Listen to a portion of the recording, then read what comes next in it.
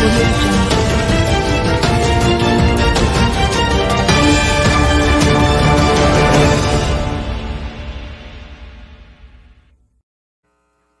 ladies and gentlemen, and welcome to this special edition of Focus on Liberia. My name is Dennis Jai, and we are broadcasting from Atlanta, Georgia. As you may have heard in the news, ArcelorMittal, that is the steel company in Liberia, has an agreement with the government of Liberia called the Mineral Development Agreement. Well, that agreement has been sent to the House of Representatives or the legislature for amendment, and the vote is soon. Tonight, I have invited Madam Edith Gongloe-Weh and Mr. Dehpue, the economist duo, so that we can discuss what is in the agreement, what the amendment is about, and how does it benefit or hurt the country. Let me start with Madam Edith Gongloe-Weh. I say welcome to Focus on Liberia. By the way, this is your first time, and so we offer you our water to say welcome to Focus on Liberia. Thank you. Also want to welcome someone from our FOL Marketplace, that's the Business and Finance Department of FOL, Mr. Dehpue Zuo, the man who has his fingerprint on the PAPD. Mr. Zuo, welcome to Focus on Liberia. Thank you so much, Mr. Jai, and welcome to Mrs. Gongloe-Weh. Thank you. I want to welcome the two of you to this very special edition. I know it was short notice because we had to do this, but again, welcome. We want to welcome all our viewers from across the globe. This is Focus on Liberia, and we're going to be discussing the ArcelorMittal Mineral Development Agreement. Madam Gonglo, former superintendent of Nima County and an executive of the Liberty Party, we want to say welcome. Just briefly, anything about that you want to share even before we start the show? No, I mean, I just want to say thank you for having me on your show tonight. Obviously, this is my first time, and I look forward to a fruitful discussion regarding our country and, you know, just to really stand up and fight for what rightfully is ours. Mr. Zuo, let's start by saying, about ArcelorMittal. Give me a little background about this company and what really it's all about and the agreement that we're talking about. What is this MDA, the Mineral Development Agreement? But just a little background on ArcelorMittal. Thank you so much, Mr. Jai. ArcelorMittal is a steel giant across the world, and in fact, in terms of iron ore, it's the fifth largest company around the world. Currently, they are the only mining company, iron ore mining company right now that operates in Liberia. The rest of the company on exploration stage, and they have not gone anywhere.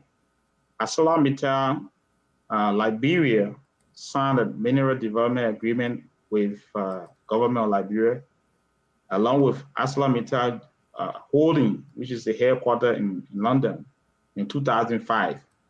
And this ArcelorMittal agreement actually was signed by the late Julie Bryan during the interim government.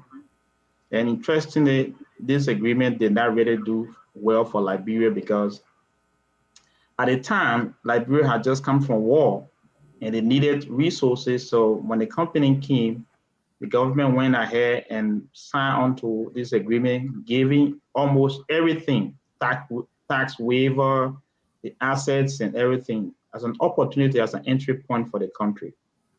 And having had election in 2005 and 2006, there were a lot of concern from international partners, to be specific, Global Witness and George Soros Foundation decided that, look, this agreement, while it is true that the country needs recovery, this agreement is not a fair deal for the country.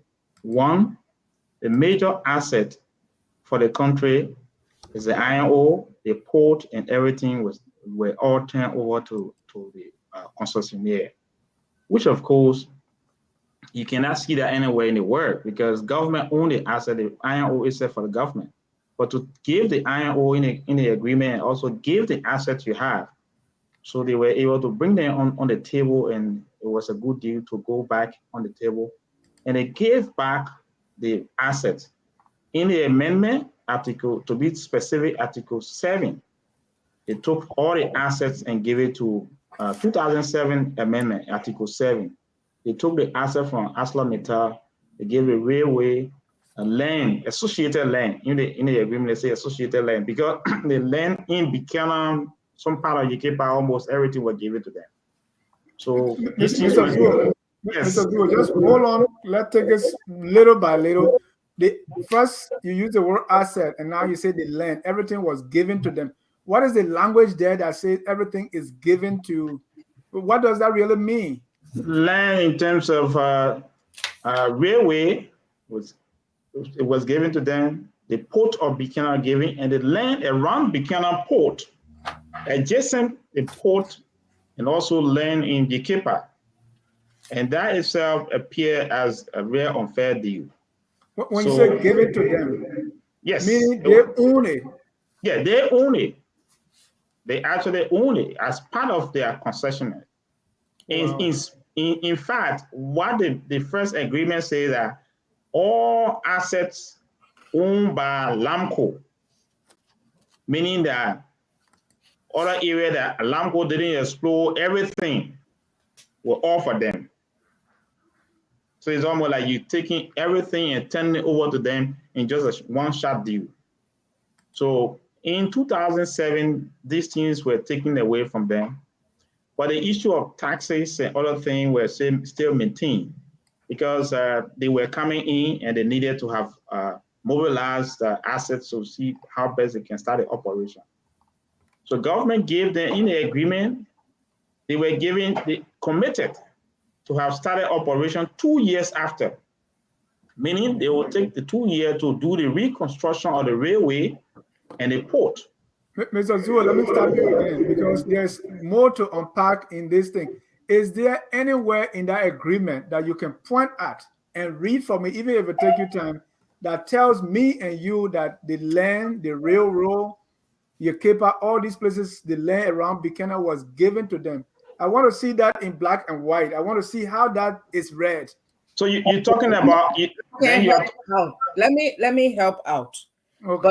But Mr. Zuo was just setting the basis, yes, for the amendment that happened in 2006.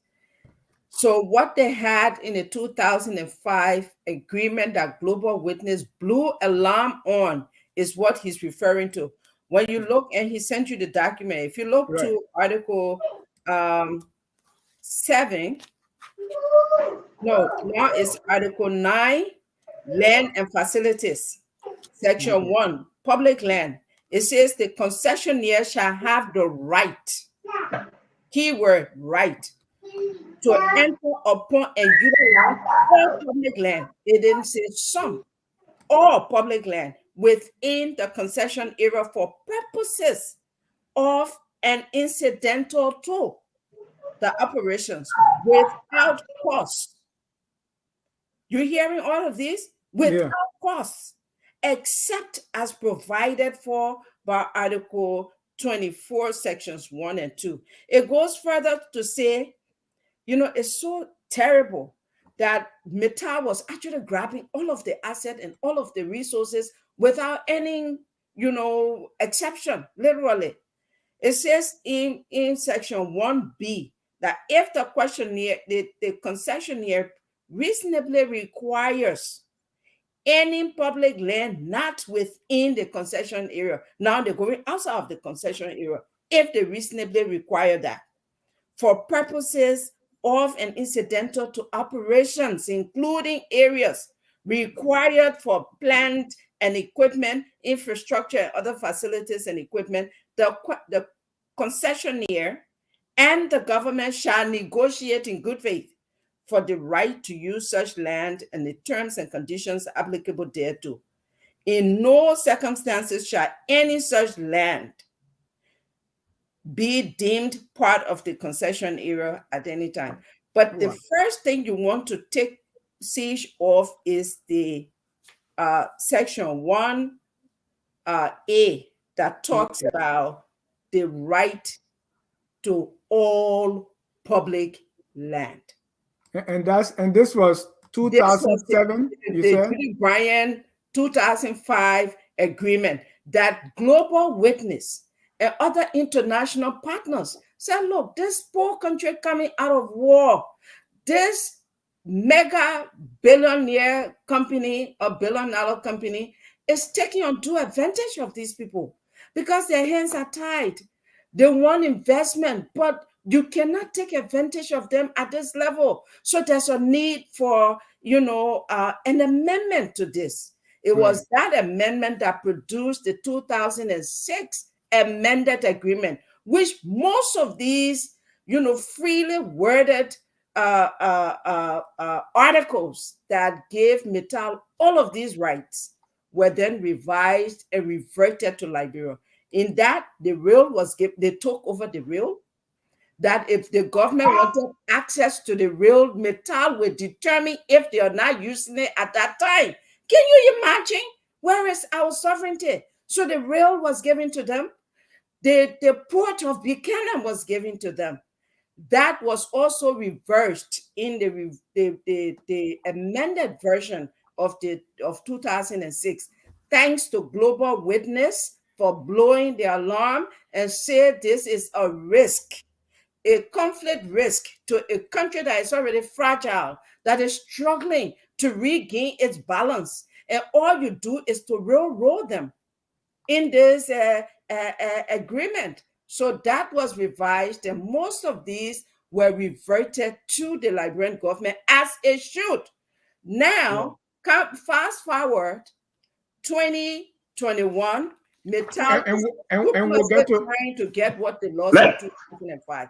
So and we'll get to 2021. We'll get to 2021. Let's stay a little bit to provide that. Thank you so much. And so in 2017, I know this is not clear, right? But in 2017, this is Article 24. So you're saying when it was ratified at the time President Sirleaf came to power, the land ownership was changed. They no longer own the railroad. Yes, in 2007 amendment. What actually happened is that it was the advocacy from the international partner that, look, you should have an asset. It is your asset. It cannot be given in a negotiation. In as much as you need investment, foreign direct investment, these things are your asset, and that's why these land were given back to the government of Liberia. In addition to that, there were other mining areas that should have been given to them under the same blanket statement, and were given back to government so that indeed they will be restricted to specific area, which is outlined in Schedule 1 in the agreement. Who was signing these agreements? I mean, who represented us at this table? Interestingly, this is one of the reasons why in our advocacy in Liberia, we have been saying this. People who were in the interim government at the time, I will say one of them today is the Senate Pro Tem. He was the Assistant Minister of Lands and Mines who was in the center of the negotiation. Councillor Vani Sharma was representing the ArcelorMittal. And these are some of the reasons why today, as we speak, and we felt that it's a conflict of interest that the Senate Pro Tem should not preside over the hearing. That's the first argument we are putting up on the NEMA concerned citizen, collaboration of NEMA citizen.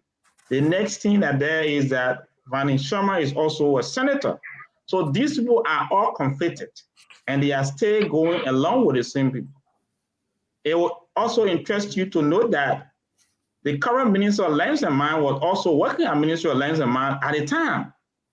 So ArcelorMittal has seen the opportunity to say, you know what, these are all the players that we had before, and the government is going back to election. The same way in 2005, they were in need, so let's go back for renegotiation. And that's how they have come and bringing new conditions, taking back all of these things that were in 2005 agreement. They are putting them back into the third amendment, which we will go into next. Right. So in the Second Amendment, those things were removed. Yes. When those things were removed, the year of the this agreement was 25 years. Yes. And those things were at the time those things were removed. Did the agreement benefit Liberia?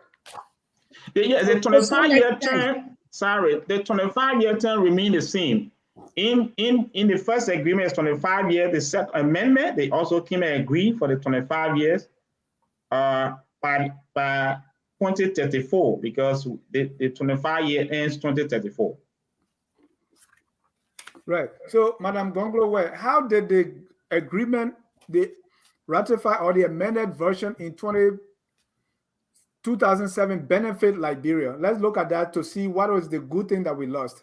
The critical thing that Liberia was able to regain were, in my mind, and there are other things that reverted to Liberia, but the two major things that I see in that deal was the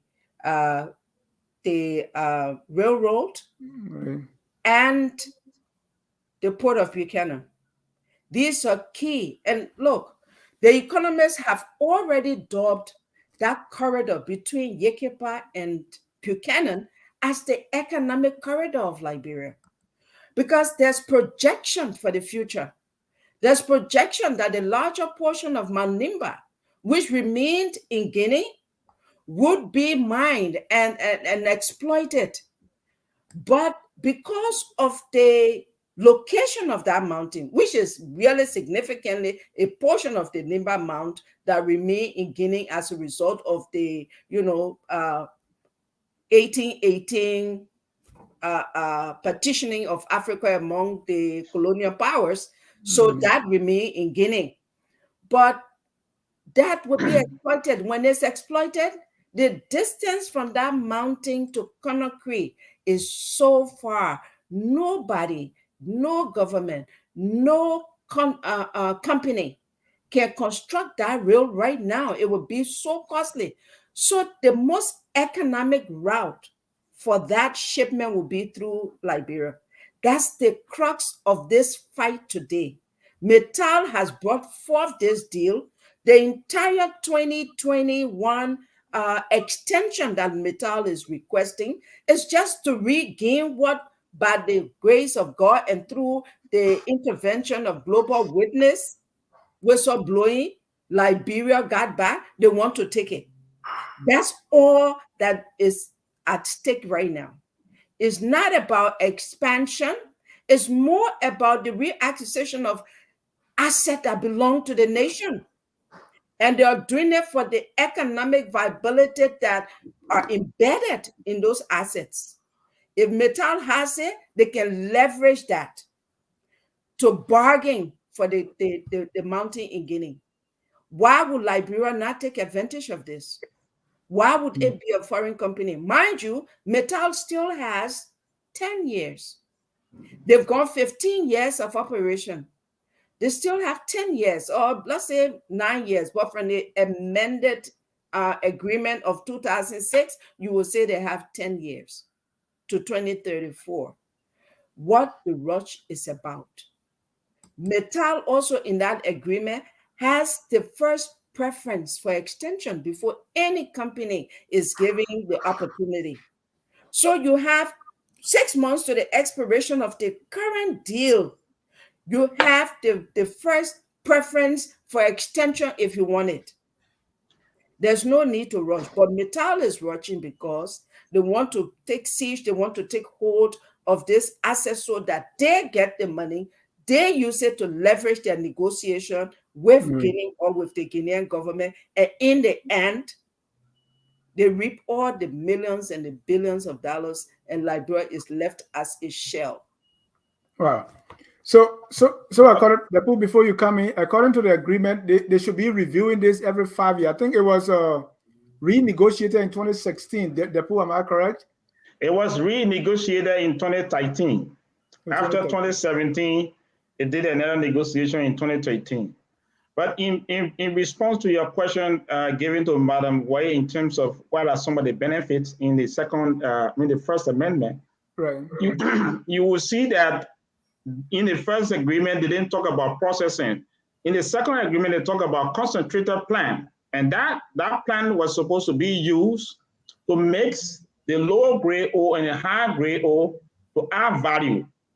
Obviously, it was agreed that this will be constructed 2 years after the signing of the first amendment in 2007. So the year 3, which means 2010, ArcelorMittal should have built this concentrator plant for Liberia, process the ore before exporting it, meaning there will be value addition, giving more benefit to the country, bringing more revenue to the country. But Arcelor did not do these things. Besides the plant itself, they actually committed to have rehabilitated the railway from Yekepa all the way to Buchanan, giving opportunity to other companies that have already signed agreement with Liberia at the time. For example, BHP Billiton. So because these other companies could not have access to the port and the railway, and they could not carry on production after doing the exploration, they have to cross down to go. And now these are the same reason why we are advocating that, look, government of Liberia do not trust this group with our rail. They have delayed us. The opportunity cost of them holding this rail is too high. You know, if you were to, we just did hypothetical analysis the last time. Were you to say that ArcelorMittal go by the agreement from 2007 up to now and renovated or reconstructed the railway and using allowing other companies to use the track, just if you were charging them $1.50 per ton, and mind you, and you have 1 million ton, it means that you have $1.2 million or $1.5 million coming to Liberian government free of charge, just for owning the rail. In Guinea, you have 6 billion ton of ore. On the other side, that right now have been given to Solway, you have 1 billion ton of ore. So you got so many tons of ore on the ground. And the other company has 30 million ton of ore to export. Were you to allow this company to use the railway and just lease the rent and say $1 US or $1.50 per ton, that's millions of dollars coming to the economy without you going to any other investment. And that can be redirected into road network and other infrastructure projects. But up to now, 15 years after, we are talking about ArcelorMittal reconditioning the railway. In addition to the economic opportunity that we're talking about, the opportunity cost, up to now, Liberia making this place an economic corridor. Interestingly, the same government that is negotiating, which you are aware that when we did a PAPD, we put the same corridor issue, Ganta Port, which is going to be a dry port, where you're going to dock all the containers from around the world for shipment to Malay, Guinea, Burkina Faso, those landlocked country. You calculate the cost, it's going to be billions of dollars that Liberia is losing as a result of ArcelorMittal holding onto this one rail. So what do we stand to lose as a country? Billions of dollars because of our one engagement with a company that is not willing to improve its operation in Liberia. And to that, I have a question, especially for Madam Gongloe-Weh, because you've been a major voice in the Liberian political system, right? Okay. Why are we hearing this noise now? I mean, I may have not heard, but why is it that people are talking more now? Is it that ArcelorMittal was doing so well and now they just trying to be bad? No, look, there are stages in life. Everything we do, there are stages. It's not that the people of Nimba and the people of Grand Bassa or Bon County have been quiet. No. The reason you've not heard it is because their opposition and their, grievances have always remained local. It's always been local. They take their cries to the legislature, and the legislature go to our legislators, go to negotiate with Mittal, and every time they were buying time. This time around, what spiked this is because it's like poking your hands or fingers in a dead man's eyes. You've been doing so badly for 15 years.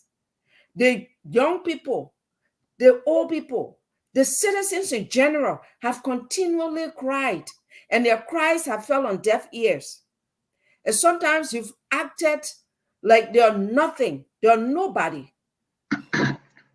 In the midst of that cry, when some of the requests they've made according to the agreement, just for you to live by the agreement that you signed, your obligation to be committed to your obligation, you've not done that. You've reneged.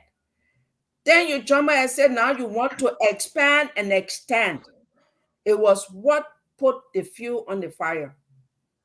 If you have not been listening to us all this time, we've localized our grievances and you've not listened. Now, suddenly you want to expand and you want to have more asset added when you have not even done what you were supposed to do. In the first 5 years, 2 years, you failed on that. You listen to Mr. Zuo. Honorable Zuo just made it clear that the first agreement, the 2006 amended agreement, Mittal was to construct the concentrator in 2 years. How many years has it been since 2006? This is the 15th year since 2006, right? In 15 years, something they should have done in 2 years, they've not done it. Guess what? In the new agreement that this government has signed with them, they've also added that they will build it in 10 years. You see the kind of delay tactics?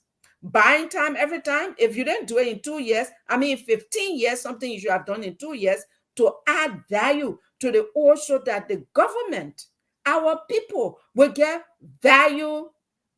They will get money for their resources, value for their resources. You've not done that. And like Dehpue explained, the concentrator is key because it mixes the low grade. First of all, it separates the grade of ore. Then it mixes that mid and high grade so that not only that the quantity increases, but the quality improves. And you know, in any business, the value of any commodity is determined by its quality. So by having a concentrator, we have increased or improved the quality of our ore on the world market and therefore giving more money. And Liberian government will have gotten more in taxes. Mittal has reneged on that because when you take the ore, you come back and report that all the ore were low grade ore. Who questions that? Because we were not there. The government is not represented. So you say what you want to tell us. That's bad faith as a corporate citizen of the country that you operate in, because every company that operates in a particular locality or society, you become a corporate citizen of that society. So Mittal is a corporate citizen of Liberia and resident of Nimba County, where the mount is. They've shown absolutely no good faith. I mentioned earlier, there's a report that's on the internet, and Mr. Ja, you can just research. There's so many reports regarding Mittal. If you just Google them, tons of them come out. We talk about the level of pollution, and this company, I hate to say it gets me emotional. Our people are drinking lead, mercury, and arsenic, and nothing this company is doing. Instead, they insulate themselves, they protect their staff. I said on my podcast or my Facebook Live that Mittal is the highest consumer of Aqua Life Liberia, another Indian company that produces water in Monrovia. They tell their staff, don't even bathe with the water here in our operation area because it's toxic. So Mittal staff bathe with Aqua Life. They wash their clothes with Aqua Life. They cook with Aqua Life, of course, and they drink Aqua Life. The locals are left to drink that toxic water. And now we wonder why so many deaths occurring, because arsenic and lead and mercury can cause several health problems. Among them, are diabetes, cancer of all types, skin cancer, everything, miscarriages, sterility in women and men combined. Then the biggie is it causes cognitive disability. So they say Liberian poor door. But now knowing our people are consuming so much chemicals that is impeding their cognitive development, that is also compromising their health. And Mittal says that and wants more years. And then our government, our elected officials, who were elected to protect and promote the interests of the citizens, because everybody cannot be in the legislature at the same time. The 1 million citizens of Nimba and Bong or Bassa cannot speak on their own behalf. That's why we have these legislators to represent us. This should be our voices in the places where we are not. Instead, they are not. We are hearing from intelligence sources that they're about to pass this very bad deal that takes away resources from Liberia, takes away money from our government, and puts it in the hands of Mittal, and then they give us crumbs. Who does that? You're muted. And just to put it in context, ArcelorMittal operates in Nimba, Grand Bassa, and Bong counties. Yes. And those 3 counties receive $3 million for Nimba. Oh, sorry, 1.5 million for 1.5 million for Nimba. Mm-hmm. Excuse me? Yeah, go ahead. Yeah, the total is 3 million. 1.5 for Nimba, 1 for Bong, and 1 for Bassa, and 500,000 for Grand Bassa. No, for Bong County. Bong County is 500,000. Grand Bassa is 1 million, and Nimba is 1.5. Yes.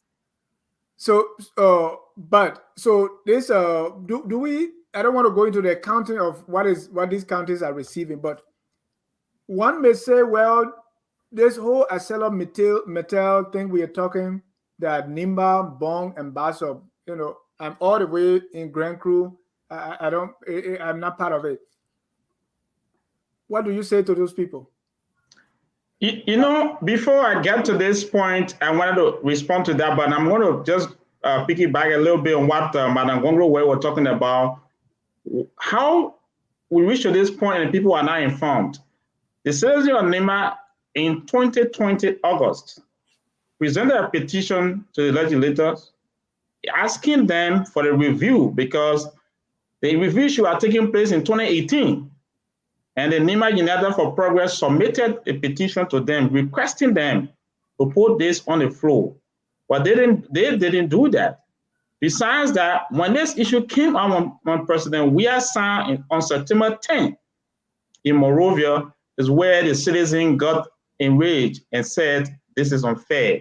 We need to get the benefit of our resources. We cannot sit here for ArcelorMittal to exploit us. So realistically, if you look at it, the Land Right Act of Liberia, which was passed by this same administration, it says clearly that any other agreements in the Republic of Liberia, there should be what? Consultation, prior informed consent in every decision-making process, that the citizens who have the property, who have the land, should be consulted before passing any law. Mittal Steel did not go for some consultation on this identical amendment. In addition to that, they should have gone there to verify. The Land Right Act is also saying they should make sure that 5% undiluted profit of any investment in a locale, the citizen should be, it's a benefit to the landowner or the citizen. ArcelorMittal did not go to the citizen to arrange and negotiate all of these things before coming for this amendment. Mr. Zua, whose responsibility it is to make Mittal Steel to go? You are saying Mittal Steel will not go. If I'm a business person, my aim is to make profit. You think I will go report myself? But so it's a failure of the government. Are you saying? I agree, it's failure of the government, but equally so, they said all parties in this agreement have every right to protect transparency is all indicated here. As an international firm, It is their responsibility to abide by all international laws, especially what is signed by the World Bank, and they are signatory. We're talking about, informed consent is not something that you have to ask anyone. You need to be very cognizant of that as an investor, especially a billion-dollar corporation. So we can't say because government didn't say it, you don't have to do it. We need to hold ArcelorMittal accountable for these kind of missteps. That's why we wrote it clearly as citizens to let them know that you are in the wrong. Besides that, let me come to this issue of social development fund. These are some of the reasons we are asking for the review and the compliance of this identical ArcelorMittal agreement, the MDA. The 2005 negotiation that brought this $3 million, it was something that the government demanded, that you are taking huge sum of money. What will you give to the community? It was a lump sum figure giving. If you look at it, what we are saying here, $3 million is 1% of your profit. What are we saying now? So we are saying, look, these deals were all signed because at the time we came from war, there's an opportunity for us to negotiate. And we are proposing that the social development fund should be by quota or contribution or output based. And once it is output based, you're going to be charging 87 cents to the citizen, 87 cents per ton going to the citizen. So today, were you to actually charge ArcelorMittal $1 per ton, and they actually export 1 million ton, you receive $1 million US in your social development fund. That's what we are saying. Instead of just giving $3 million, if they increase your output, they have 5 million ton. Next year they carry 15 million ton, and this agreement, new agreement, is going for 30 million ton, and you give $3 million. It's 1%. 0.0010%. It's nothing, it's peanuts. So we are saying, no, you are not discussing this issue. Go back to the citizen, go for consultation, let the legislators, we are demanding that, send the team back, send this identical agreement, this amendment back to Ministry of Lands and Mines, and let ArcelorMittal go back to the legal system, because we have enacted other laws since the passage of this identical agreement in 2005. There have been so many laws enacted in Liberia that you cannot go through this process without going through your own laws. These are some of the points we are raising, and Liberians need to know this very fully well.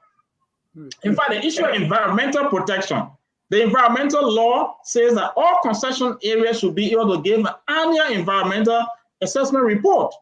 And this identical agreement also calls for a compliance report that is internationally tested and audited. There's no international audited report from ArcelorMittal, but they are coming on the floor now say, let's amend, let's extend. It's unfair for the country. Right. Again, it comes back. And he spoke about the other countries. What fish they got to fry in this when you talk about that? Those countries, let me say this, the first thing that all of the countries are victims of ArcelorMittal bad work ethics. Environmental degradation, we're talking about the impacts along the railway through Grand Bass, through Bon County and Grand Bass. You go to Buchanan, you have some of the photos over there. Yekepa, those days have housing. You go to Buchanan housing all crumble. The people are living in container. And you say, what the citizens will benefit? You're talking about the running water coming from the mountains all the way down the stream, down the river to go to Buchanan. They will be affected. Interestingly, some of the conditions in this agreement we're looking at, in the second amendment in 2013, ArcelorMittal had, which of course I'll share it with you, they have complete deliverables with timeline that annually they should have actually done the access road along Buchanan, Downtown Highway, Corridor Road, the access road, and they should grade that road twice a year. But they have never done that. Again, let me stop you. So who's supposed to see to it that this are done? Is it just government of Liberia of ArcelorMittal? It is government of Liberia. There's a monitoring clause in the agreement, which I can read.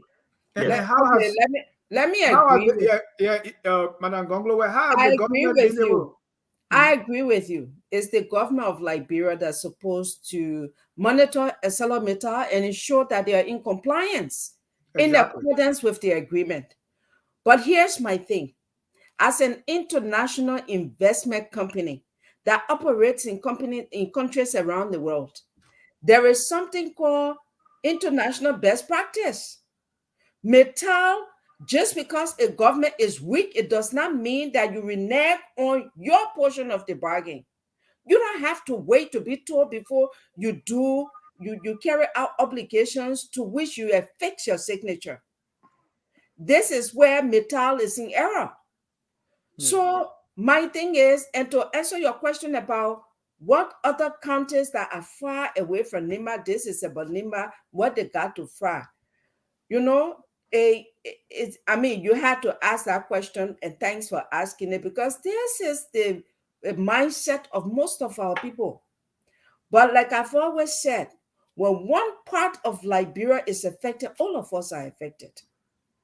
What is happening in Grand Jida today, for instance, where the Moses are taking over, is going to affect the entire country in the long run. So just because I'm from Nimba, I cannot turn my blind eyes to it because it's part of Liberia. It says Liberia. What is happening in Lamco, in Yekepa, with ArcelorMittal, it affects the entire country. Take, for instance, the asset grab that ArcelorMittal has engaged in, taking over our national asset, the rail and the port of Buchanan. When they do that, it takes away money from the government's coffers. So money that this government will have received to be able to build hospitals and clinics in Bokonjide, for instance, it will not be there because of that one action of Metal that happened in Yekepa. So somebody in Sano may be saying, this is none of my business.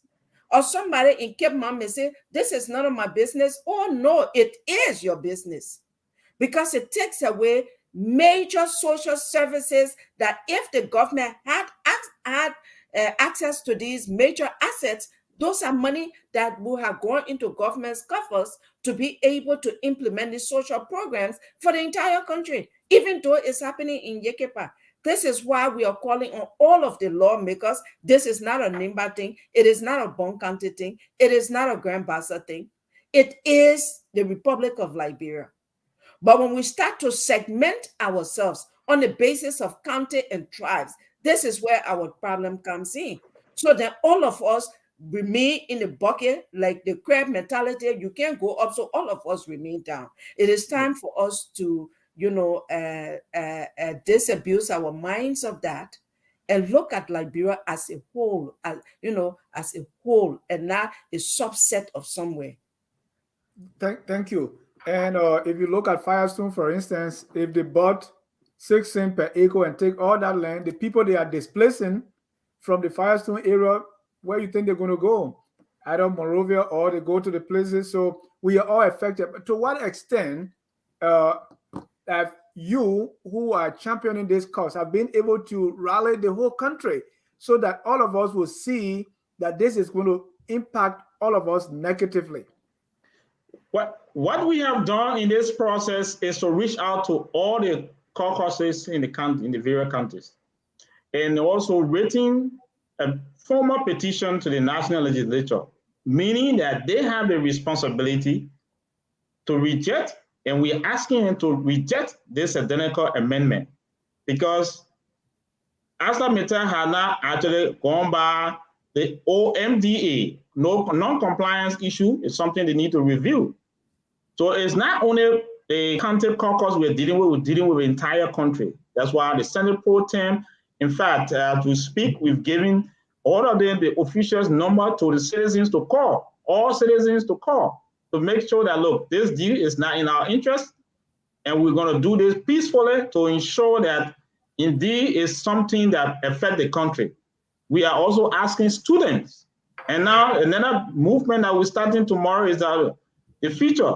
Know your future. It was the student who will be talking about ArcelorMittal deal, because they are the most affected group. They will be the one tomorrow. They will have no revenue. They will have no opportunity. and therefore we are encouraging young people to get into this advocacy. Let's talk about the amendment. What is in this amendment? I know we talk about Madam Gongloe-Weh said what they lost in 2005, they are trying to get it back. Let's go in a little more in depth. What is in this extension and what is bad about it?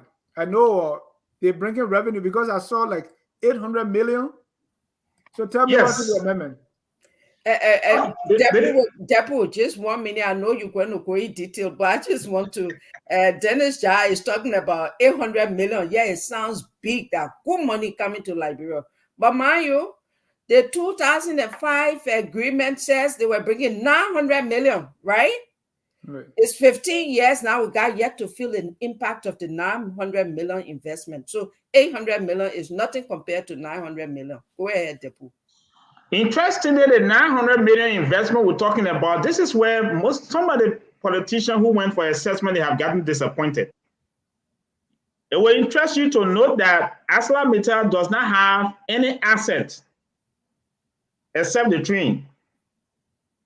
All other assets there are all from companies they outsource their operation to. That's why you see them using containers. They are not operating fully. They are doing it as projects.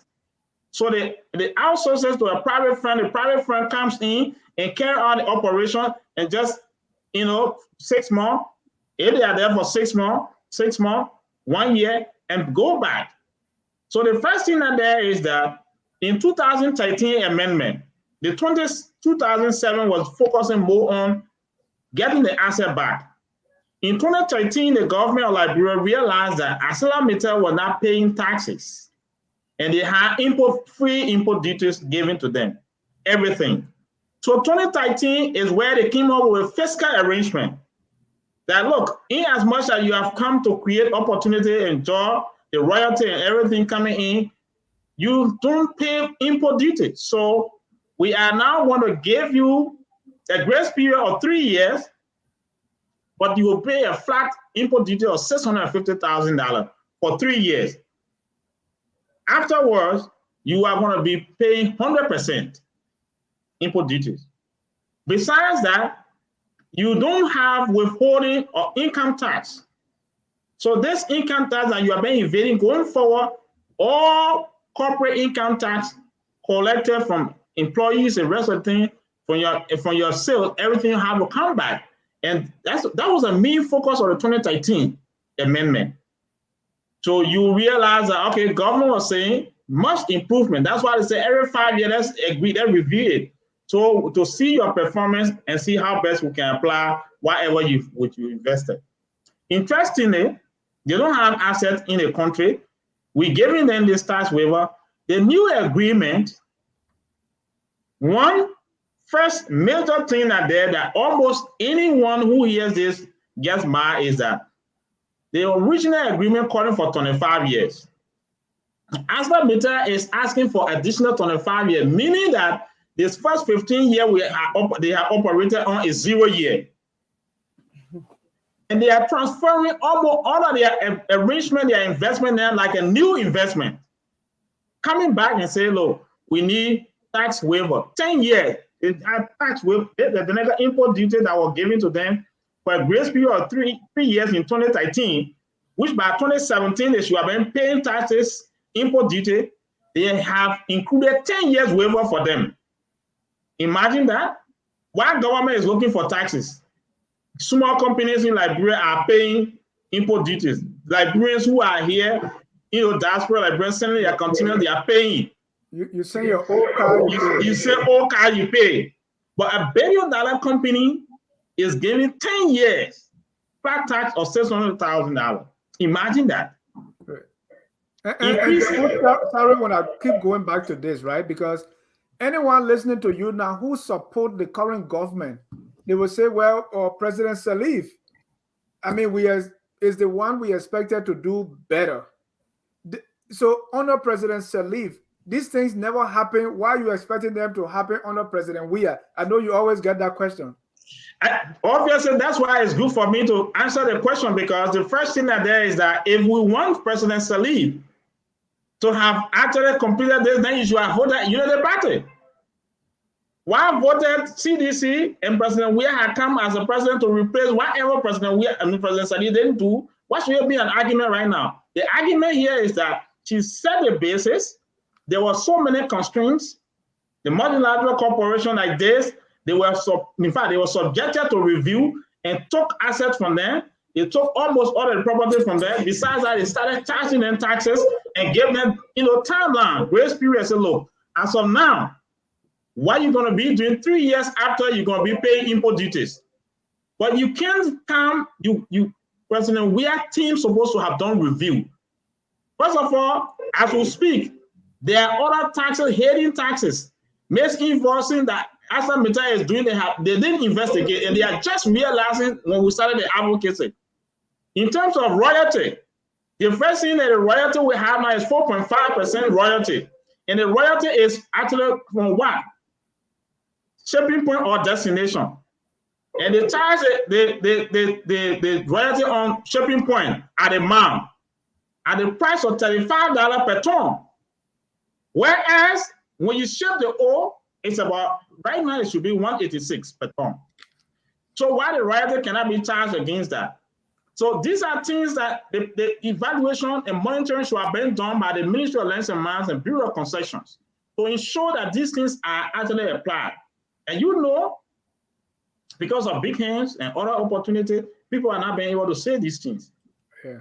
President Salih had left, but President Weah is, I always say it. That's one of the main reasons why we decided to work with them to do the proper. These are the opportunities that they should cash in. So say, look, you know what? You guys should have done this. They should be raising more questions that they can increase the income level of the poor people. We're talking about creating more jobs. Besides that, he himself promised the Liberian people that we're not going to allow you to become spectators in your own economy. You have ArcelorMittal stay outsourcing everything to foreign firms. Mm-hmm. You got 3 Liberian geologists and mining engineers in the country. They are all jobless. But you are outsourcing almost everything there. You go to the Liberian mining law says any company that's supposed to operate within the country, if there will be any outsourcing, it should be 70% Liberian owned. There should be monitoring to ensure that any company, because that's a local content law, that any company hired to do anything, any service render for any mining company in the country should be 70% Liberian owned. So that's a local content law is there.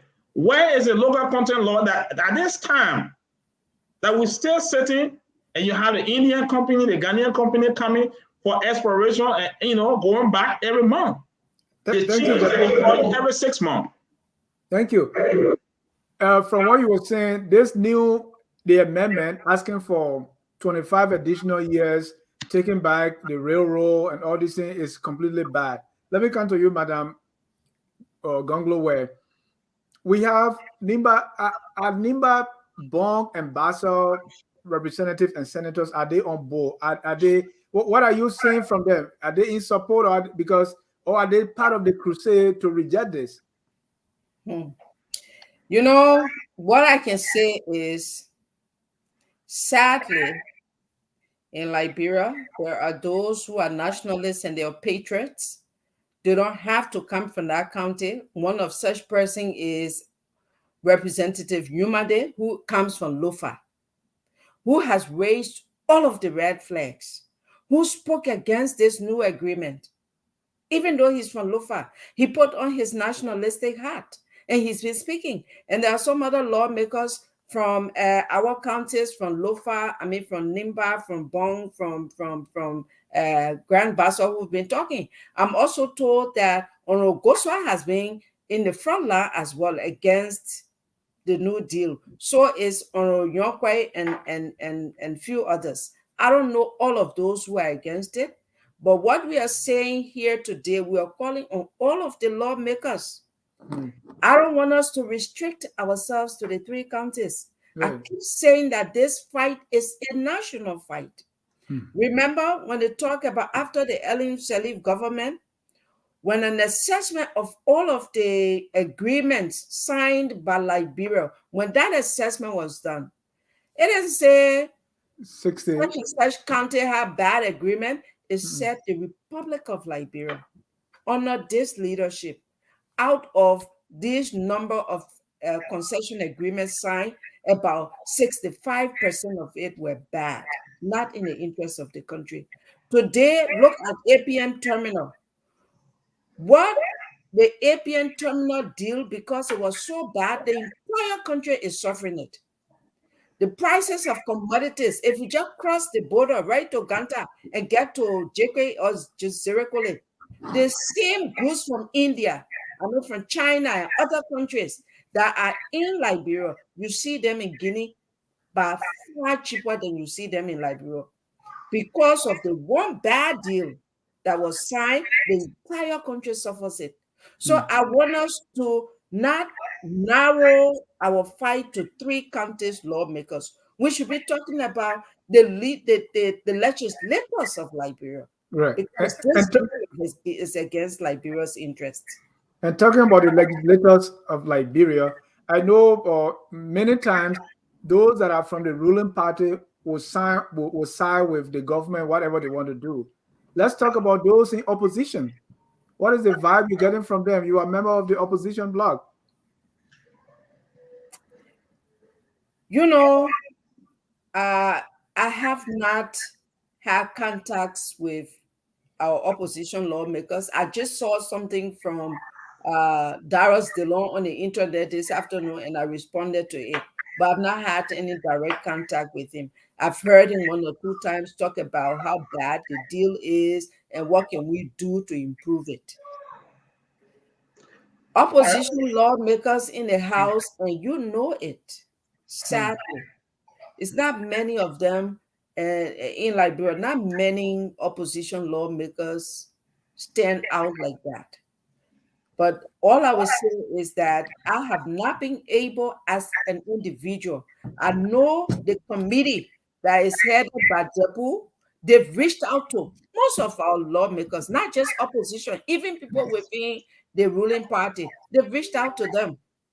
So we are waiting to see how many of them will put on their nationalistic hats.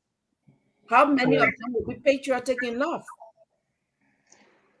Mr. Jai, you know, we don't want this thing to be about ruling party versus opposition. I got to ask you that. We went out, the Vice President of the Republic of Liberia, we reached out to her, sent a protest, almost everybody. What is important in this case is that, you know, the economic viability of a state bring about stability, political stability. And we know that when there's total economic injustice, it will also lead to political instability. So coming from civil war, we should all be very cognizant. We should be very careful how we go into some of these deals. I want to give credit to the Deputy Speaker. And recently he posted on his page, and in fact had a press conference about the mining situation in Gongloe-Weh. And he said it clearly that, look, if an issue of going after a mining company to abide by the rules is what's going to make me to lose my position as a representative, I wasn't elected. I wasn't elected to run for election. I was elected to serve as a statesman. And therefore, the company should be in a position to do due diligence. And this is the main statement we all hold on to it today, and asking almost all of the legislators that, look, be statesman instead of being candidates.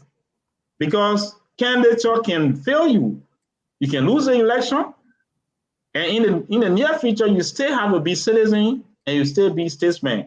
So let us be more accountable to the state than being accountable to our party. This is where we are missing the lane. Thank you, ladies and gentlemen. If you are just joining us, this is Focus on Liberia. My guest, Madam Edith Gongloe-Weh, and the economist Dehpue. In fact, Dehpue is heading the committee that is writing petition to the national legislature. They have written, they call it a consolidated petition to the 54th National Legislature from collaboration of NIMBA citizens, CNC, relative to a proposed third amendment to the Mineral Development Agreement between the government of Liberia and ArcelorMittal. We are here discussing the deal, and they are all in agreement that this deal is bad. But it sounds to me that the people who are supposed to look after us, who are supposed to make sure that these things are carried out, the government of Liberia is not doing what they're supposed to do. And Dehpue and the rest of his colleagues are taking the fight to the legislature. We're going to open our phone lines in a minute, but let me read a few comments here.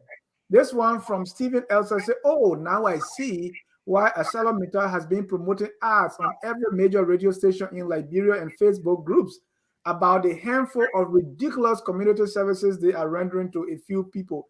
And I keep stressing, these people, because during the war, the rebel used to call it Konapa. You got people who collaborate with these bad deals because of maybe they are benefiting. Mm-hmm. What's your message to Konapas, quote unquote? My message I just said earlier is that we should all learn to be more nationalistic. And for those of us who study economics, you see that Europe, you look at economic history, the international trade started as a result of going outside and grabbing and bringing it back. That was doing the Boldianism. They take the gold, wealth, nugget, and store it in their country. This is the opposite now. We cannot be owning the gold, the diamond, the iron ore, and allowing people to take it. And we live at the mercy of those who actually have the capital. It is important for those who are whatever Konapa, you call it Konavi, or whatever way they're doing, they should be careful to know that, look, they are enslaving themselves. With the Enlightenment, with modern technology, and I said the last time that when Chief Volcker signed 1964 deal, he never went to school. President Thomas used to call people for open door. They did all these things to open opportunity. You cannot have a company that is a publicly trading company that when they sold their stock in the first place, that's one of the issues that we've been raising. ArcelorMittal can always make gains on the stock market when they go to Liberia. In 2005, $1.2 billion just from saying they signed a $900 million deal. Yes. Recently, they did the same thing. The moment they went to Liberia, said what they call landmark deal, they put it on their website. See their stock price started hacking up. Wow. People started buying stuff. So they use that to actually make profit before they get in. And once they get to Liberia, then they tell the lawmakers, all of people say, oh, we don't have money. We have liability. Where? Can you imagine this? That's why we need Liberians now to be thinking more nationalistic. We need more economic nationalists where we are now as Liberians. It shouldn't be more about political issue. To add to that issue of their stock price, the same thing happened in 2010, 2011 fiscal year. Their stock rose up when they started their first operation, their first shipment. Their stock value rose up and they made, according to their own declaration, over $1.2 billion. I sat in that meeting in Yekepa, and this CEO declared how much they made that year, just from stock value alone, because they had started shipping their first ore. So it's not just about the iron ore they're taking. Mittal is making tons of money in Liberia. Now let's talk about the nationalistic portion that you mentioned. Look at Liberia today. Those who are signing these bad deals, they're short-sighted. Because at the end of the day, we are all in this basket, on this ship together. When it sinks, nobody will survive. We all will lose our lives, regardless of how much money you have. Let's take our health sector. Because of these bad deals, our government has been cash-strapped. We cannot even cater to some of the social services needs of our people. So our people are dying in droves from curable illnesses. Our country is flooded with fake drugs. because the government is incapacitated to have the kind of monitoring and testing center. Things that cannot happen in other countries, they're happening here. I told you the water sample that was taken from Yekepa and other surrounding areas in 2014. Where did they go to test it? In Ghana. At their atomic laboratory. Why? We lack these things because we keep signing these bad deals for little money. When those who are signing, this is the caveat I want to send to them. As you sign these bad deals and you rape Liberia of these highly needed funds, our hospitals are bare.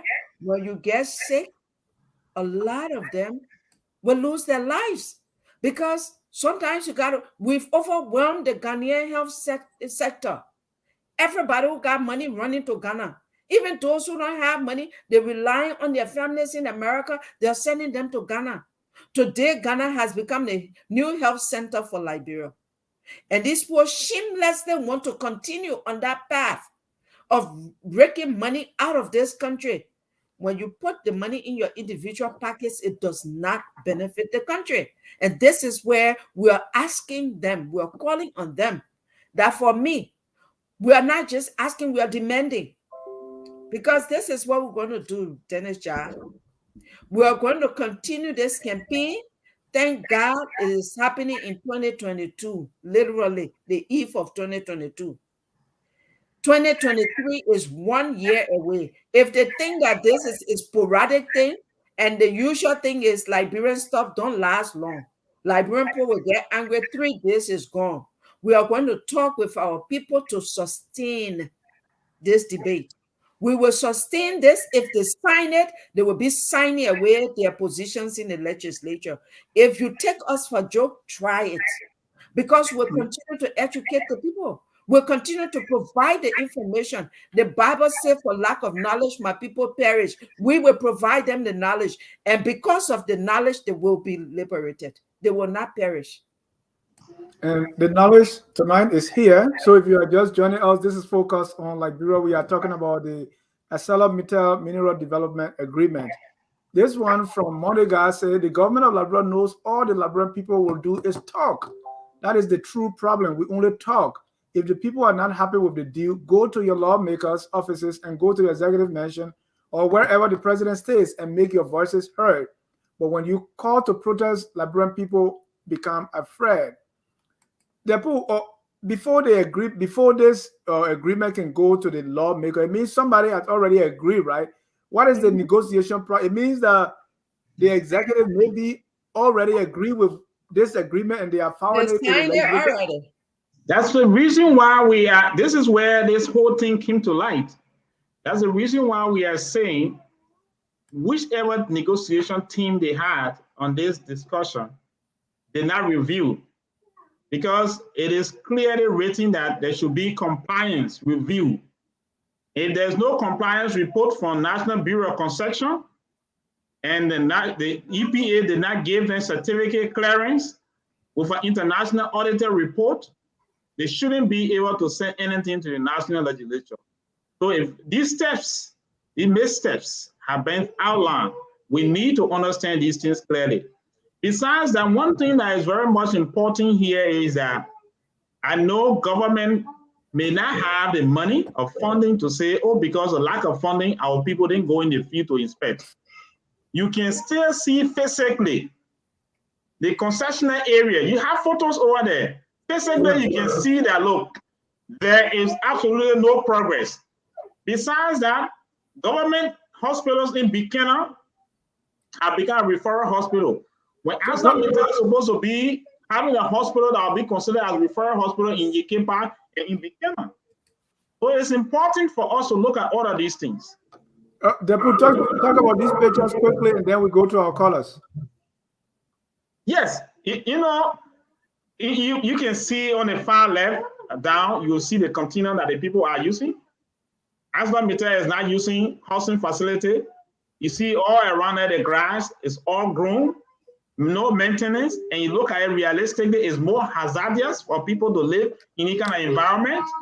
And if a better another company Their 2021 June report stated clearly that $2.1 billion from iron ore extraction. They had 9.9% reduction due to derail of the railway in Liberia. Imagine derailing costing them 9.9% or 10% reduction in sales.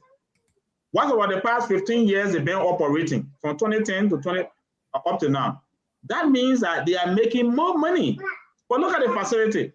Yeah. Do you need inspector report for you to justify that indeed they have done well? No. No. So Dehpue, this one from Ben Grenzy has an environmental engineer and my experience in environmental impact assessment. I will join the fight. So you have one soldier on board. Hey, man. Thank you. Madam Gongloe, in 3 simple sentences, what do you want the legislators or the citizens or anyone listening to do as of today? I know vote is tomorrow. Okay, so 3 things. Number 1, I want the legislators to reject that New Deal. They should not sign it. It should go back to the executive for them to take out our national assets and put in, if ArcelorMittal wants a New Deal, they must first be in compliance for the first 2006 amended agreement that was signed. Number 3, we are calling on all well-meaning citizens of Liberia. There's power in mass action. There is power. It happened in Ghana. The Ghanaian government, it may be doing good, but it's not perfect. They wanted to sign a cobalt mine agreement. The young people dissected that agreement, and they saw that it did not have the benefits that Ghana deserved. They stood up, and when they stood up, the government listened. So we are calling on every Liberian who's monitoring us right now, who has heard all of the inside of this whole rigmarole, this New Deal, the old deal, the non-compliant posture of Mittal, the environmental impact of their operation without any remorse on our people. If you've heard it, if you are angry like us, and thank God for the environmentalists who is joining us, we want more people to come. Let's call on these people. Let's call on our lawmakers, because the government, the executive has already signed. It's left now with the lawmakers. So we need to call on them to not sign that, to reject it. Let it go back to the executive. Thank you. With that, we open our phone lines. We have the first caller. And by the way, the number is in the scrolling text there in the ticker. So call your name and where you're calling from. This is Ben calling from Minnesota. How are you? I'm doing well, Ben. Go ahead. Your question or comments. Yeah, I have a quick comment before my question.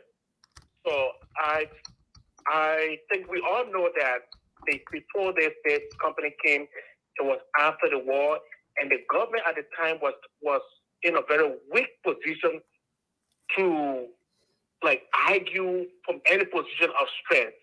So these guys were able to get their way through. But Dennis Jai, this is why I do not trust when our Liberian politicians, when they become advocates, I do not trust them. And here is why. Sister Edith was in the Ellen government. She was close to the power. She was the mayor in Nimba County at the time. Superintendent. When all of these things were going on, where was her voice? When she was in power, when she could have changed things. This is why when people, these bad guys that are in CDC, when they see her talking, they will all say this is just about politics.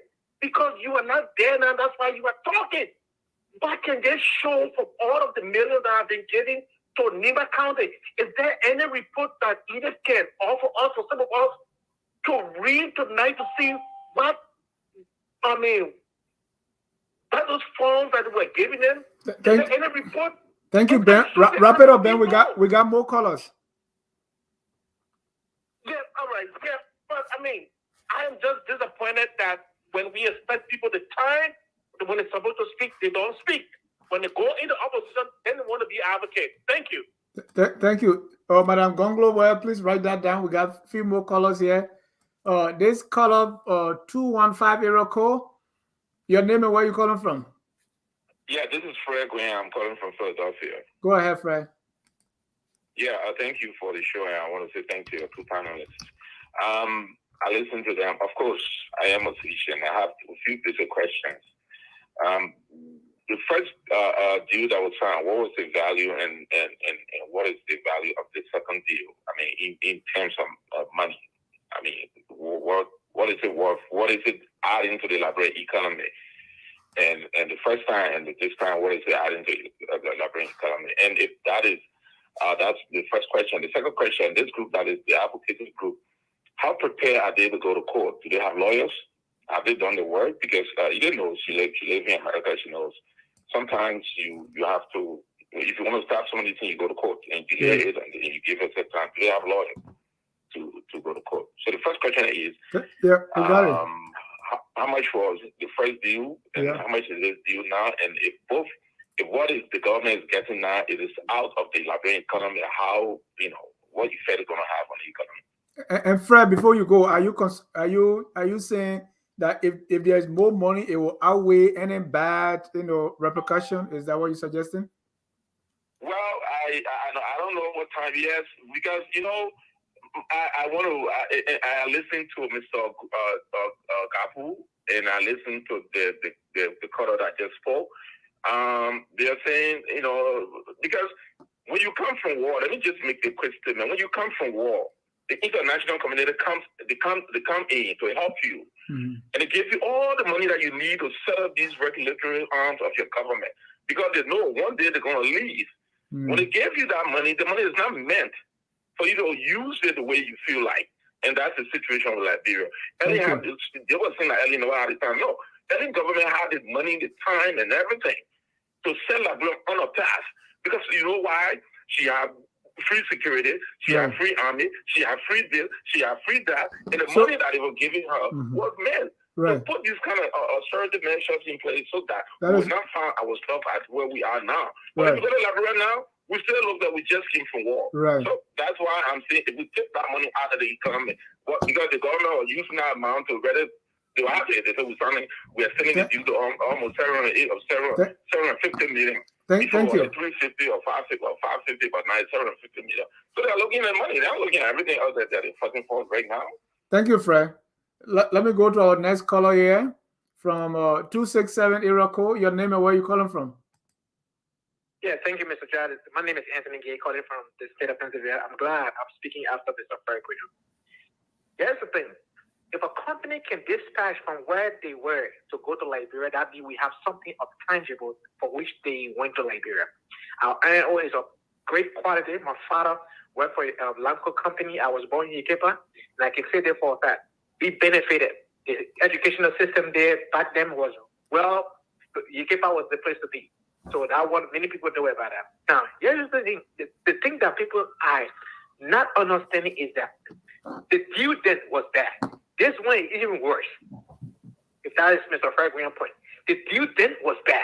This one is worse. So what do we do right now? The people want our iron ore. That is not a question. Yes, we are not desperate. We need to pressure around our lawmakers. If I were in Liberia, I was going to be at that Capitol building tomorrow with my group. So sound the alarm. If Liberian people really love their country, this is the time you need to wake up and get to that Capitol building and protest and tell the people no to this.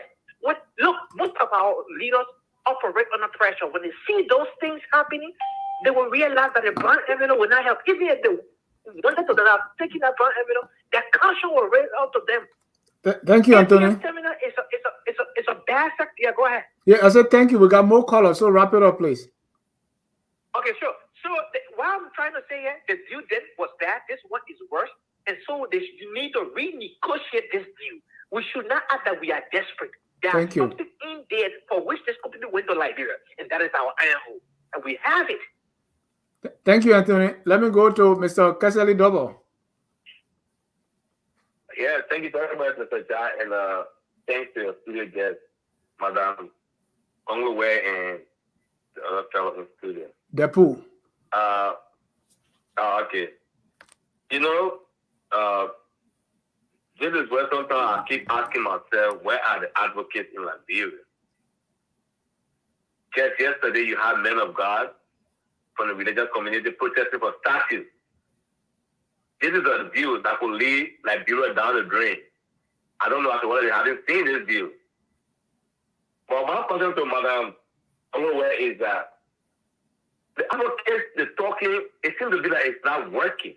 Because we've posted on social media, it seems to be that the more we do it, the people are not listening.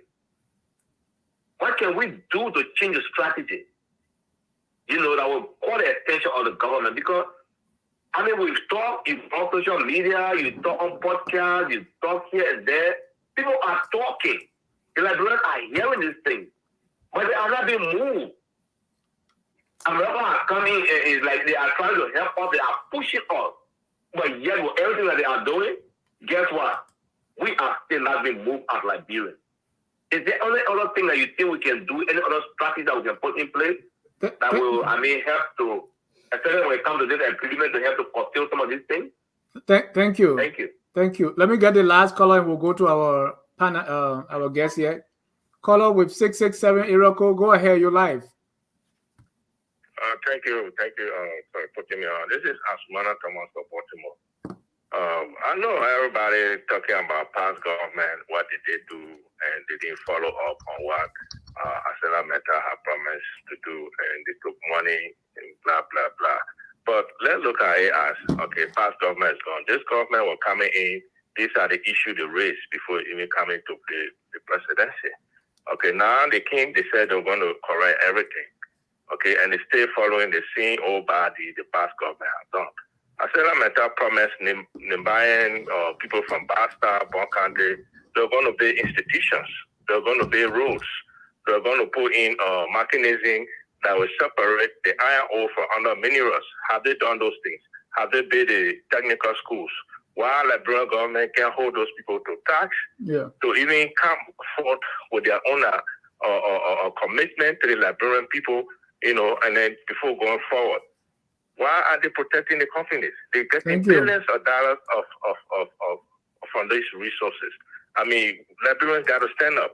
My suggestion would be, if the government not willing to stand up for its people, let's do a sit-in. Before the people did a sit-in on the rail mile in Nimba County, they arrested those people for nothing. They jailed them. Nothing came out of it. The same process going on here. Why? Why are people wicked to themselves? Thank you, Ansu. I just want to commend Madam Gongloe and the other steel guests for their advocacy. We join you people. I support what you guys are doing. We join you all to do whatever we can. Thank you. Thank you. Let me start with Madam Edith Gongloe-Weh, your response. Okay, so pointing their guns at you. Exactly. So the first caller talked about what did Edith do while she was in government with respect to the ArcelorMittal deal. I think first you asked a question and you said, why is it we're just hearing about this today? And I told you most of the advocacy and the request and the grievance expression had been local all this time, you know, until they added like a fuel to the fire by calling for a new agreement or an expansion or extension. That's what brought this to the national scene. When I was superintendent, first, let me say, as superintendent, you don't take part in the crafting of deals. That's not what superintendents do. The superintendents in Liberia are not elected. They are appointed. They serve at the will and pleasure of the president. And you are at the local level. In fact, you are the position, you are a deputy minister, you know, equivalent. However, regardless of those shortcomings, regardless of the fact that by my position, my hands were tied, I did not sit. I did not allow my position to prevent me from talking for my people. Here's what I did, caller. In 2010, after the July 26 celebration, in fact, before the July 26 celebration, I wrote to Mittal, you're a corporate citizen, therefore you will pay your corporate due as a citizen of NIMBA. We are hosting, so you have to do something. Mittal was able to open, ArcelorMittal was able to open 32 streets in Senegule. But that's not it. After the celebration, I wrote to the COO because I had gotten information that they were not hiring Liberians and Nimbayans. They were bringing all these foreigners to work in Yekepa with the company. So I wrote, because I had read the agreement, that within 5 years, they needed to transfer, knowledge, and plus they needed to hire at least in their top management position, 25% of their top management positions should have been occupied by Liberians. So I wrote and requested their comprehensive staff listing with their nationality written in front of it. They reneged. They didn't listen because I'm a low-level person. But guess what? I took my request further up. And when I took it up, immediately they sent me the listing. But guess what they did? They didn't put the positions. They just put this department, Liberian. But it was not in good faith. It was not even real. Then I wrote back. I need the listing of the positions and the names of the individuals with their nationalities. It was not long when I lost the position. So I am a natural advocate for my people. And no position restricts me, Color. When I was in that position, I stood up, I spoke. That's why I didn't last long as superintendent. I lasted 1 year, 10 months, and I was out. So that answers that. On the issue of whether we have lawyers, I know it's Fred Guion that asked this question. Yes, we have lawyers who are working with us on this team. But more than that, what works is advocacy and it's the will of the people. The Liberian people must see reason. They must understand that this is against them. We cannot always do this. One international friend told me, it was, kind of hurtful, but that's the reality. She said, in the international community, we have fun for Liberians. And it started when I asked, what are you people doing with this hard-earned peace that is now at risk with all these demonstrations going on? What is the international community doing to mitigate any potential crisis? And she said, we can't do anything. Liberia is a sovereign country. But Liberians, we have a fun saying in the international world that the country is on autopilot. When something is autopilot, it's just going by itself. Yeah. It's just going by itself. Wherever it will end, the way we end. So Liberia is a country on autopilot at this particular time. There's no leadership. And then the people are comfortable. Every time you look around, Liberians are having fun. They can't even stand up for their rights. First thing, they're afraid of water.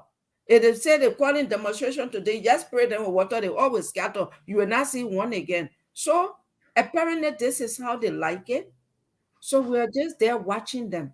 So to answer your question, whether we have lawyers, it's not about lawyers.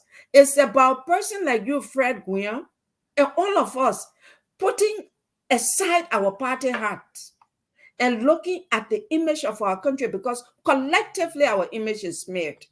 Collectively, our people are struggling. Collectively, our people are dying. So it's not about what party you're in. We must now begin to be a member of the Liberia Party as a corporation. Liberia is a corporation, and all of us are shareholders in it. We must treat this share with respect and dignity and be committed to it.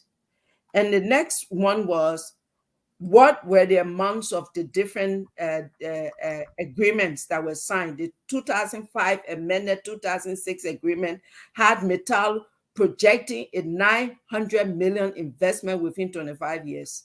This one is also now, they brought it down one step. They are asking for the same 25 years. They are projecting 800 million investment. If you projected 900 million investment in 25 years, and after 15 years of operation, we have seen no impact. Instead, we've seen more degradation, and we've seen more colossal damage done to our residents and our communities. What made you think we should be jumping up, clapping for an 800 million deal for the same 25 years? So these are the amount that were in both agreements. Akwala made a very strong point. He said he went to school in Yekepa, and he mentioned the quality of the educational system in Yekepa at the time. Under LAMCO, pristine educational system. Health system was up to international standard for the staff of LAMCO at the time. Fast forward, Mittal takes over.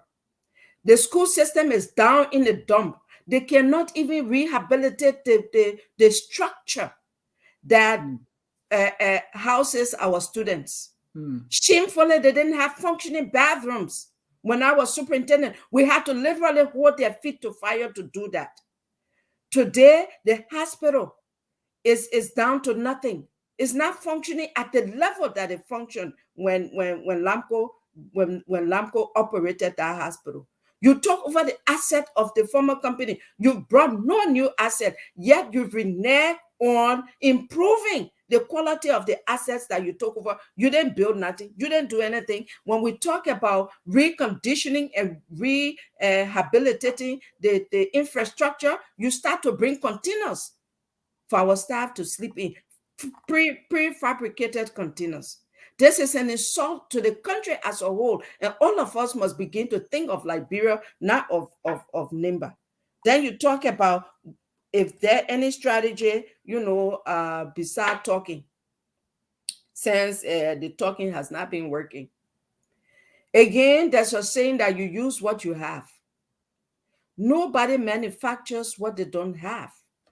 You use what is available to you. You use the tool you have. This is the tool we have. Unfortunately, we will continue to talk to our people. We will continue to educate them. We will continue to provide them the needed knowledge. Like I said earlier, the Bible says, for lack of knowledge, my people perish. That's why we are here to provide the knowledge and dissect the various agreements so that you see what is there that is against us. If that does not anger you, as a citizen of Liberia, that we become a laughing stock for the rest of Africa, if that does not anger you, well, so be it. But we'll do our part so that when I go to bed, I can sleep sound. I will not wake up tomorrow and say, Edith refused to talk, because that's the tool that I have available to me. And so I stop there and turn it to Dehpue. Mr. Zuo, and remember that you wrote the petition. So we want to break down that petition in a couple of sentences. Okay, thank you so much. I think Madam Gongloe-Weh responded to these questions, but they comment. But I just want to emphasize on two. One, they're concerned about talking have been, our way of doing things in the past. What can we do differently? One of the things that we need to look at is that the fragility of Liberia is one reason why we need to do more talking than going back into war, because violence will not help us. And for this reason, what we've done since September 15, we started this advocacy. The first thing we did was to have the first few team, 65 citizens from Nimba were put together, we signature the petition and sent it, and we did not get a response. And we decided to go to various groups, student grouping, disabled communities, civil society, and the diaspora group. All of the group went together, wrote separate petition, and we went ahead and synchronized the petition and refiled it to the national legislature. And these are the steps we are following. Our next option, if nothing is done and they pass the deal, we can file a lawsuit. And the lawsuit definitely will have lawyers.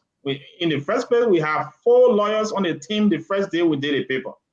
Not only economists, we have 4 lawyers. We read almost most of the laws in the country. If you look at the petition, we got quoting so many references. And the reason there is simple, to remind those who are lawmakers, because they made these laws. They should go back and read them. So these are some of the strategies we're going to go through. If we cannot have a redress in Liberia, we still have international court to make the settlement.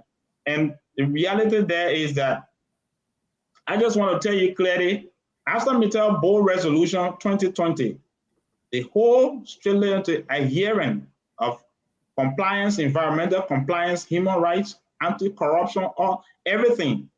And the record shown clearly that almost all of their processes in Liberia have been marked by corruption. They gave evidence in 2013, they issued pickups to lawmakers. As we speak, 100 pickups. 100 pickups. As we speak right now, we are told that they have cash given to the lawmakers. If these things are things that we can use, and these are bad practices that we need to go against. In terms of the value of the investment, we'll say 9 plus 7, it's just 900 million, 800 million. That's what we're discussing today. It's so disheartening. I can tell you clearly that ArcelorMittal cannot come out clearly. I just read the June 30, 2021 report. The 800 million they're talking about for investment, these are things that our lawmaker needed to have done research, and the Ministry of Lands and Mines needed to have done research. The 800 million is an investment, it's a continuation of their 25-year investment. It is not for additional investment. If you go in their financial report, so you see their financial report clearly. So it's something that we all need to be calling our citizens and people that, like, we have so many connections. Those of you who know in the diaspora that you have relatives, you got friends who are making the decision, you just let them know that, look, President, we are promised to review most of the concession agreement. He set up a committee. Up to now, we have not heard from the committee. Here's an opportunity. Why can't he send this into the review board that he set up, that he can review this identical agreement before it gets to the legislature? Why are they rushing with it? We need to be careful. This comment from Mr. Weah, as a son of Nimba County, I'm deeply frustrated by the way the government of Liberia is proceeding with this new concession agreement. First, before proceeding with giving Mittal the second opportunity, the plights of our people must be highlighted. This deal must be properly negotiated for long-term benefits rather than short-term as GUL sees it. At this point, we need all hands on deck, irrespective of geographical zone. My question to you both is, you are going against big money, and you already said that there are reports that the legislators have received their brown envelopes already. You know, another name for corrupt money. I also learned that there are some lobbyists, local lobbyists that are being paid to go against you and what you are fighting.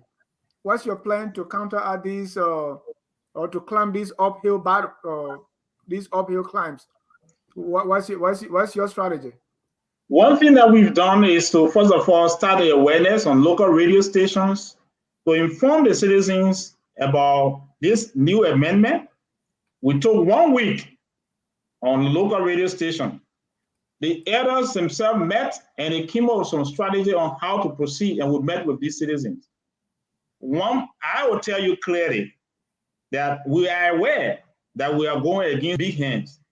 But mind you, when the facts are clear and on the table, on Monday, we decided to do a PowerPoint presentation. What is in our petition, we summarize it in the PowerPoint and show references and quotations from the agreement, the past agreement, and presented it to the lawmakers and say, look, these are all the areas where you to debate on the floor. These are all the points. What can you do about it? We told ArcelorMittal, they don't want to deal with what they are dealing with another lobby group. But the reality is that the lobby group that they have, the team members are aware of our team. So they always avoid meeting with us because they don't have issue. We want leadership. You know, this is the reason why we need to be electing leaders instead of electing just partisans. If you have people who are leaders, who are very sure of themselves and their people, they will like to read these documents. And when they see the PowerPoint presentation, we summarize these things, we prepare the petition, Just one line of that petition will give you real leeway on where the problems are. They can read it. And that will help us. If they go against us and pass a deal, I can tell you clearly that Liberia, we will take it next level, the next step. That is to go to court. You got ECOWAS court, you got international court. ArcelorMittal is not willing. This is one important thing that I didn't know it first. You see, ArcelorMittal Liberia operation and ArcelorMittal Global. ArcelorMittal Global is not taking liability of what the ArcelorMittal Liberia is going to be doing. So these are some of the risks that the present administration is supposed to be looking at clearly. They set up two different boards. So the layers of the board in Liberia, they operating, and you have an international board. We will file to the international board. And that itself will be a good case for them to go through, because there are so many principles, so many laws in the UK that they posted on their website they're supposed to abide by.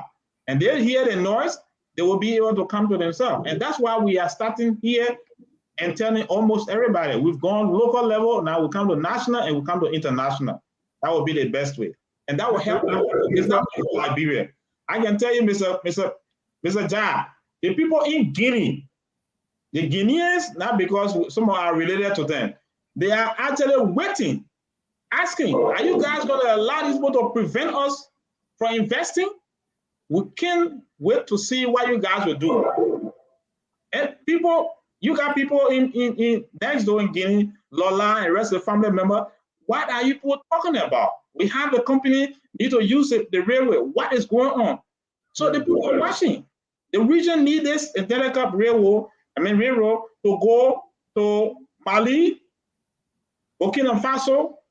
It's a major economic zone. Right. Thank you so much. You're talking about Lola, that's my zone there from Tuyo to Bosu to Lola.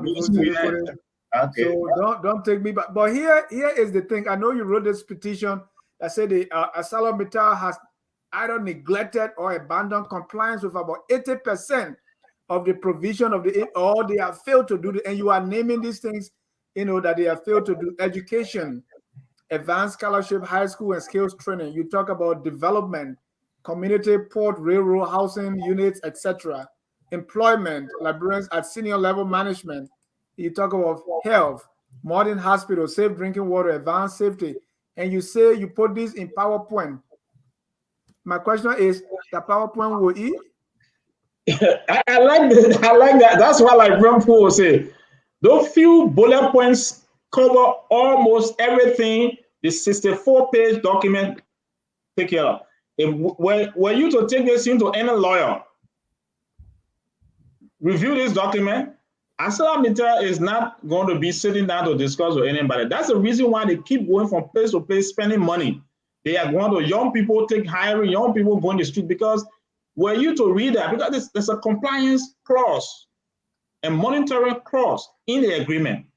They're supposed to have annual report, compliance report. These things are not there. The 80%, because realistically, the concentrator plant is still a problem. They have not done it. Railway, they themselves they know their train had a derail the last time. In the modern history, modern technology, you still have derail taking place. That train is going off the track. Maybe something is wrong with this company. Besides that, safety and security have become a serious problem. Normally in the Western country, wherever you have train track, there's a safety guard. A train is coming, you see the alarm come and block away. You keep from Buchanan to Yekepa, nothing.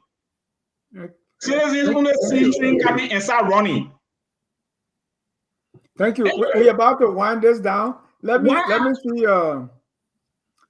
We're about to wind this down. I see that Madam Edith. Guess what? They denied him entry.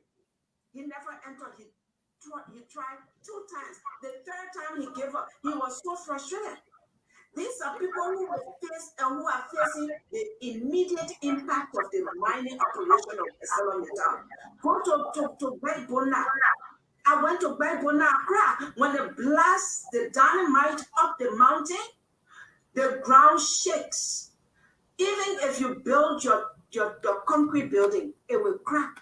Within 2 years, it will degenerate to nothing. These who are facing the immediate impact, the environmental impact of ArcelorMittal operation. The air quality is poor. They've done nothing to mitigate all of this impact of their operation on the lives of our. Madam Edith Gongloe-Weh, I know you talked to the airwave yesterday. And what are your immediate next steps? So, you know, I heard a phrase before growing up, and I wouldn't quote it here. I take that back. I will not quote it here. But what I can say is we live in a global community.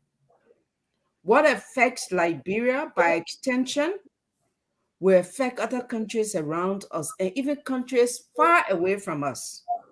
We've seen that Corona has proven that. So we'll take our fight to the next level. Thank God they have the Malinsky Act. Thank God that the United States can now hold country and other actors within those countries responsible for corruption and for human rights abuses. This amounts to human rights. Knowingly and intentionally infecting our people with the operation of metal itself is a human rights issue. So we're going to craft our grievance and add all the human rights pieces that will bring international attention. And we will talk with friends who are connected within the U.S. Political circles and other circles. We see what is happening around the world. And in my view, like I continue to stress, to take ownership of our rail and take ownership of our port has a security implication. It undermines our national security. Who monitors what metal brings in? In an era when there is an increase of ISIS and extremism around the world, the US will take interest. We will fight this battle. We've already started. We started to talk to people. So we make connection with people who have a connection within the political inner circles of America. We're not fighting alone because we don't have the strength. Metal, yes, it's a big gun. But like Dehpue said, they have unscrupulously, wickedly exempted Metal Global from Metal Liberia. They made it in a project. And they were intentional in doing that because they knew that the operation would be violating a lot of international standards that Metal Global is held accountable for. So they say, well, this is Metal Liberia Limited. Whatever they do, we don't take liability for their action. We don't take responsibility. But no, we are going to ensure as we connect with these international connections that Metal Global will take responsibility for the action of Metal Liberia Limited. Why are you exempted yourself when this is your company? This is your subsidiary. Why? They knew the operation in Liberia was meant to be colossal against our people. That's why they did that. So we are flagging all of these. We are just calling on every Liberian. This is not about Nima, it's not about Bong, it's not about Bassa. It's about Liberia. Our collective image is tarnished. Our collective interest is at stake. When one person falls sick in Yekepa, Mayu, Yekepa, Buchanan, those who work with metal who are Liberians and doing the low-level jobs, they are not Nimbayans or Grambasolans. They come from all over Liberia. Yeah. They're falling sick. You just said on the show you went to school in Yekepa. No, So when Lanko operated Yekepa, there are lot of Liberians who lived in Yekepa. Yekepa was our New York in Liberia. All of us still have fond memory of Yekepa. That you used to enter and wonder whether you are in America. That is gone. Metal needs to restore that image. They took over the asset. They cannot avoid the liability that comes with it. And so I want to end by saying that I challenge the conscience of every Liberian who watching us tonight. It is not about us. We don't want name. And Nobody should narrow-mindedly approach this issue to say you are in government, what did you do? That's a very lazy, a very narrow-minded approach. I'm sorry to say. We must seek for Liberia. How many of us don't bend our heads when we go in gathering and they talk about Liberia? I know you get embarrassed. It's time to call a spade and stop this national embarrassment. Do we want, after this government, for us to be told again by Global Witness that the agreement signed was 90% against Liberia when we all know what it is in there? Please, I'm challenging your conscience tonight. It is incumbent upon you, Dennis Jah. It is your responsibility. Use what you have. You have your platform. You can use your platform to raise this debate and elevate it to the level that will claim the attention of everybody else. Let's use what all of us have individually for the protection of our people who cannot speak for themselves, who do not have the access that we have. That's my call to everyone tonight. Thank you so much for having me on your show. Thank you. And we definitely won't hesitate to get you back. The economist rule. Yes, I can tell you clearly that this is a great opportunity that I've been waiting for to have expressed myself regarding the ArcelorMittal deal. We have many people listening to us and some of the officials of government in Liberia and those colleagues who have been working. I just want to encourage them to know that, look, this is a time for them to make the mark, to make the difference. We were saying Liberia will become a middle-income country. What are some of the assets, what are some of the investment opportunities that were made Liberia at the time, 2010, 2015, we're talking about middle-income country. Between now and 2030. That's an asset. Major investment like this. There's nothing else. So they need to go back and review this identical document. The local content law is clear. The mineral development law in the country is completely different from what ArcelorMittal is doing. You need to hold them accountable. What they have not done, we just let them know that, look, you have not performed. We cannot allow this agreement to be extended, and therefore, you need to go back and do what you promised to do. That will not change anything. It gave an eye weight to whatever the government is doing. And I'm encouraging all Liberians to actually lend support, because this is not only an iron ore process. We know that there's so many illicit mining going on in Liberia right now. Ghana went ahead and closed their mining program and reviewed their entire process. See all over Southeast Liberia. Ghanaians are all in the forest, digging gold and diamond, taking away our minerals. We need to be serious. We can't be living in poverty. The government is looking for taxes, and you have all the mineral going because you want few signature fee of $50 million. It's nothing, it's peanuts. Just one shipment of iron ore, just scared of that. So thank you so much for the opportunity, and I hope that those who are listening to us will make calls to their leaders and encourage them to take this agreement back to the executive room and let it be reviewed. If not, the ECOWAS is there. We still have options. We have other options to review this document. Thank you. Thank you, Dennis. Just one last thing. I know I had already said thank you, Sure, but I just wanted to. I want to use this platform to call on our good brother, my friend and brother, Dr. Buffers Chambers, who is the Speaker of the National Legislature of Liberia. I know we've had many private conversations in the past. He stood for what he felt was right for Liberia. That stance should not change today. Today, you are properly and appropriately positioned to fight for Liberia. Dr. Buffers Chambers is a call to you from your sister, Edith Gongloe-Weh. Fight for Liberia's interest. This deal, just like you fought for the deal that was happening in Maryland that made you to go and lock ahead with President Sirleaf, this deal is bad for the people of Liberia. It's bad even for the people of Nimba specifically, and Bon County and Grand Bassa County. As the chief spokesperson for the National Legislature of the Republic of Liberia, Dr. Buffers Chambers, I'm calling you to stand up and stand for what is right. I'm calling on the Senate pro tempore to stand up and stand for what is right. We will call a spade, and we will not spare any friend when we're ready to speak for Liberia. We're not compromising the interests of our country and the interests of your children and my children for today's gains. I just wanted to make that last call, and to Honorable Fonati Kofa. All of these, you say, every time we say we are not educated people in the legislature, there you have. We have Councillor Fonati Kofa.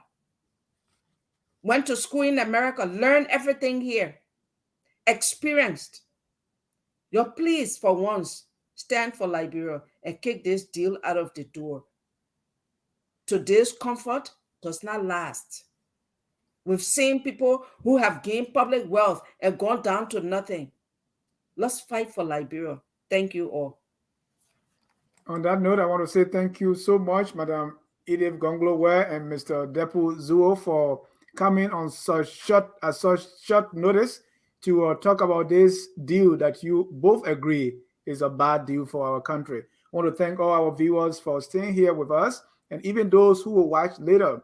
My guests calling on all of you to call your elected representative and senator to say, do not sign this because it's bad for the country.